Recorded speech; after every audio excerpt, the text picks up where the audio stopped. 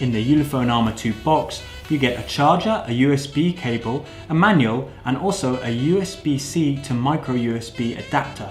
You even get a flathead screwdriver in order to open up the Ulefone Armor 2 should that be necessary. Also in the box, you get a USB-C to audio jack adapter to make up for the lack of audio jack on the phone. As far as design goes, the Ulefone Armor 2 is obviously a very chunky phone with big rubber edging around the side. As well as that, you've also got NFC technology incorporated on the back. On the USB Type-C port down at the bottom, you've got these holes that are plugged in by a thick tight rubber casing, but due to the design of the USB-C port, you shouldn't need an abnormally long USB-C tip to connect it. The buttons along the side are very noticeable and tactile. You've got the normal buttons such as the volume, the power and the camera button, but you've also got another button along the side here that is an SOS function.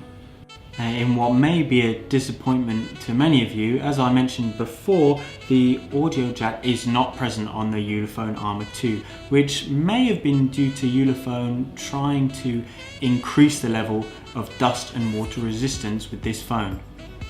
Along the front of the phone, you have a 5-inch display which is Full HD, and down at the bottom on the home button, you also have a fingerprint scanner.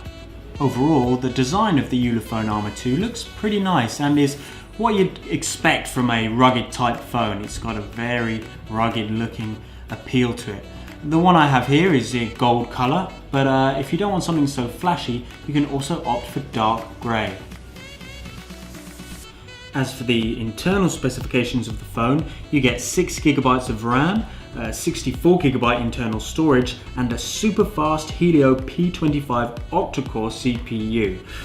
All this allowed the Armor 2 to get 64,000 on the Antutu benchmark tests, which is much higher than most other rugged type phones on the market. It has an 8 megapixel front camera and a 16 megapixel camera on the rear.